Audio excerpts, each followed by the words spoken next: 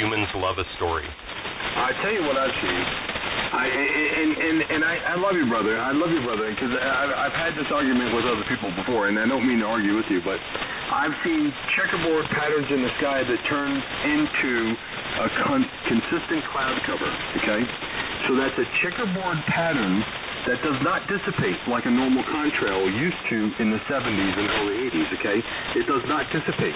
It turns into a cloud cover and melds in with the other checkerboard patterns to turn into an overall cloud cover that then turns into a thick cloud cover with other things, and then I think it normally it just kind of blocks out the sun. It doesn't really turn into water, so it's not cloud seeding. And the idea is indeed to block out the sun because the sun is indeed getting a whole lot hotter. And the federal government just told us they were going to do that. Exactly right. I don't think...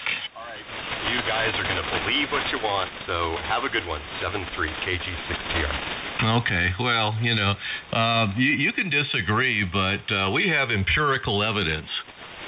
No, you have things that you've seen, and then you have inferred causes for that probably have no scientific basis. So I'm sorry.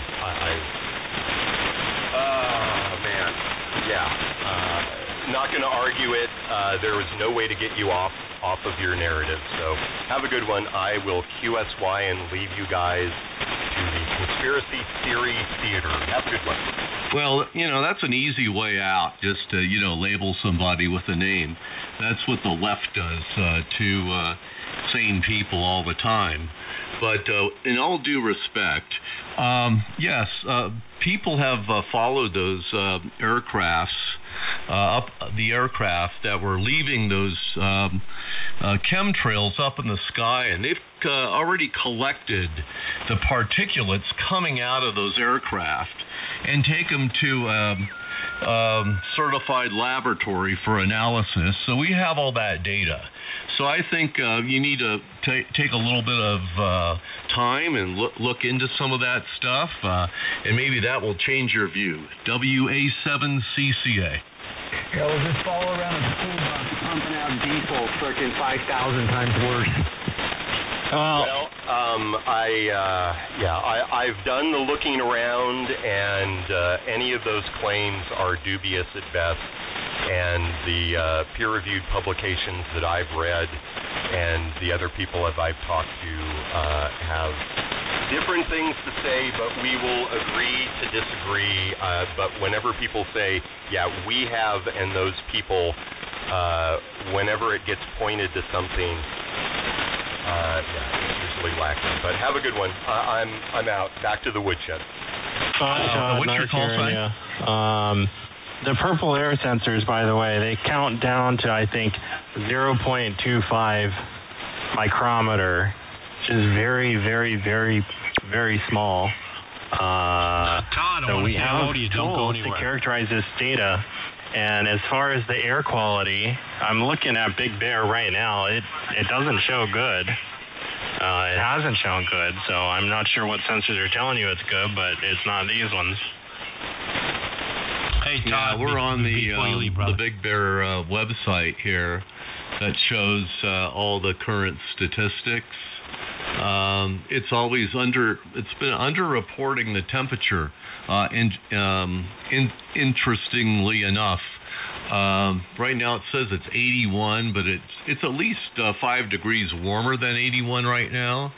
And this is our senior big shot weather guy who's a member of the American Meteorological Society, and been here for like 20 or 30 years. So I see a lot of errors here in his reporting, and it's just not because I'm like 3 or 4 miles away from his measurement location. It's there's something going on here. Well, on his site, if you click on the air quality thing where it says good, you click on it, it takes you to a map, and it shows you it's not good. So maybe it was an error. Todd,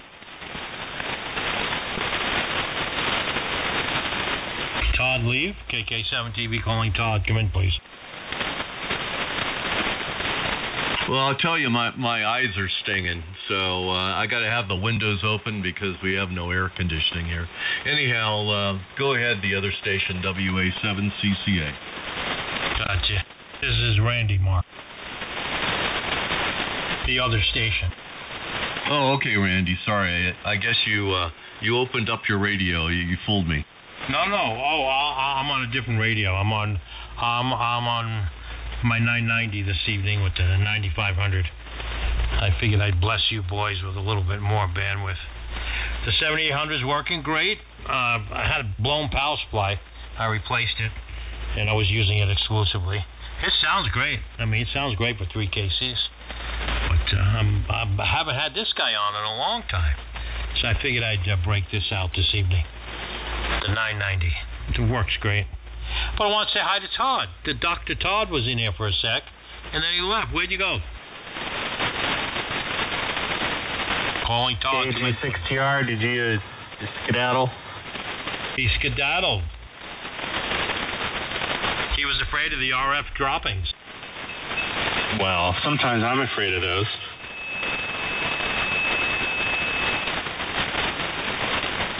All right, so anyway, interesting. So I'm glad you're passionate about stuff, Mark. It's a healthy way to be in life. Yeah, it is. And the other thing I'm quite interested in, and I'm studying in close detail, is the true intentions of HAARP, HAARP. Well, why don't you go there? Because you can go there, you can look, man. You know what?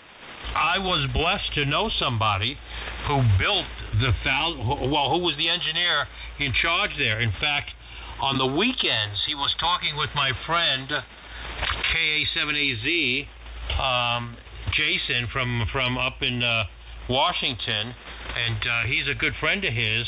I forgot his call sign, but he's the chief engineer there, and he was instrumental in building the 1,000-watt transmitters that they have all over there.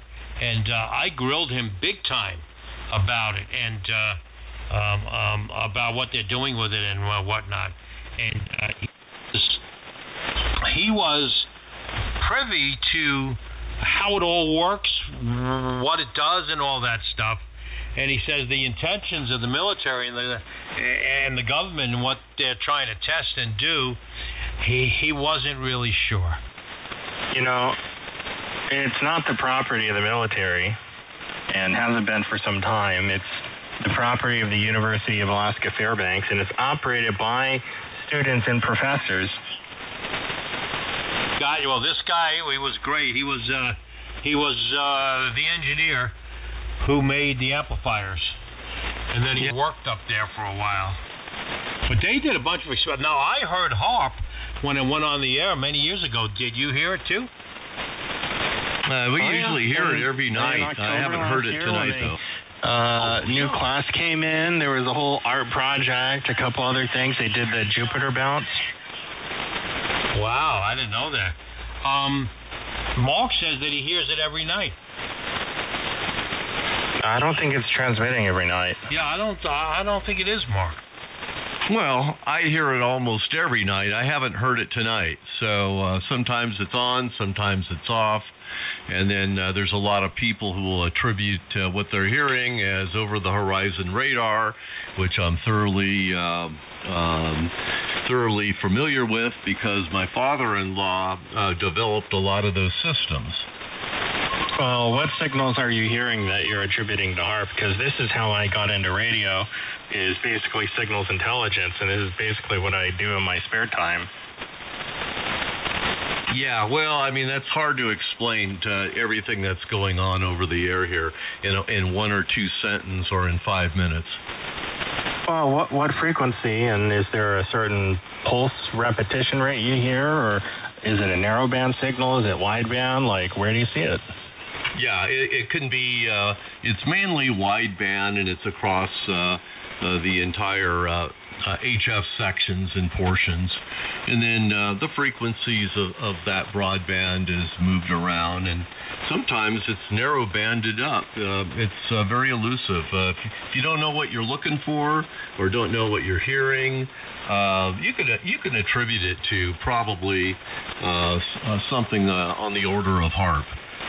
If you ever find out what it really is designed to do, please do tell, because I've been curious about that myself for a long, long time. I drove by it once. It is an impressive radio site if you've never been up there. Well, if we're talking about a certain repetitive pulsing heard across 120 kilohertz on 40 meters and 80 meters, and then a couple other ones on 20 meters and above and below those areas, absolutely those are over-the-horizon radars, and due to their unique pulse repetition rate, they can be attributed to one specific or a few specific transmitters. Those pulse repetition rates are the fingerprints of these systems, and we've got so many tools available to understand where these signals are coming from. And again, I've been doing this for decades now. The one that's heard commonly on the West Coast here on 40 meters, it is a Chinese over-the-horizon radar. Well, I hope you guys can still hear me. It was explained to me as a ionosphere heater, okay? So it warms up the ionosphere so that you can do things with the ionosphere, whatever you want to do with it, right? So we're ham radio operators. You can imagine what you can do with the ionosphere when you charge it with positive charge, right? You can bounce signals off of it. That's one thing that immediately comes to mind as a ham radio operator. But think about the military implications of that. Yeah, there are all sorts of ionospheric research fields going on. In fact, the recent proposal to the FCC to allocate a spectrum for commercial purposes in the HF bands for high-frequency trading, right? Some of those companies are working on very similar technologies to use ionospheric ducting to get their signals across the country. But if we're talking about a heater, right, where we need to pump as much energy as possible into a specific area, we need an electronically beam steered array, and we're not going to use a pulse, right? Because a pulse, while it has a very high instantaneous power, it has a very low average power, and it sucks for trying to transfer energy into something, right? They use continuous wave generally when they're running the heaters. Well, then how come my microwave oven uses pulse? Well, it does, but it's extremely high power density, right? Your microwave is consuming how much power? 1,500 watts, right? And all concentrated into a very small area. We're talking about a much larger area and much further away. Okay. The microwave oven has a mechanical wave guide. We actually work on them. So I'm going to say something about that, Mark. They have an electronic wave, they have a mechanical wave guide, and it puts it about an inch above the bottom plate. And, of course, like he says, very concentrated beam. And, as opposed to a monster array. Is that array steerable? Is the HAARP steerable? Absolutely. Yeah, it's electronically steerable. And just as a point of order, I'm not sure that a microwave oven is pulsed. It's not. What it does, it comes on and off. Let me think. It's got a humidity sensor in there. And the humidity sensor is sensing what's going on. Because, like I said, we service them. And it's not pulsed. It does now when you set it for 20%, 30%, 40%, 50%. it pulses. 100% is fully on. Yeah, well, unless it's an inverter microwave with adjustable power control, then it's continuous. And I think most old school microwaves are continuous anyways, unless, I mean, you know, if you do 50% power, it'll turn off for half the time. Yeah, that's how electric stoves do it, because it has the same intense heat. It just stays on very short for low power, and it stays on way longer for high power. Well, so if it's not a sine wave, then what kind of waveform is it?